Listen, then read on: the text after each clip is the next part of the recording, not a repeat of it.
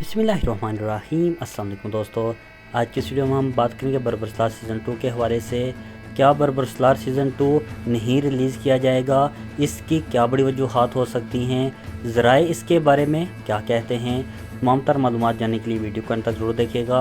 और अगर आप हमारे चैनल पर नए हैं, मेरी आपसे गुजारिश है हमारे यूट्यूब चैनल को ज़रूर सब्सक्राइब करें। दोस्तों, बरबरसलार पर बात करने से पहले बात करते हैं कॉलेज उस्मान की। तो कॉलेज उस्मान सीज़न 4 की पहली एपिसोड 5 अक्टूबर को रिलीज़ कर दी जाएगी। इसके अलावा एलफ अरसलान सीज़न 2 की 2 एपिसोड आ चुकी हैं।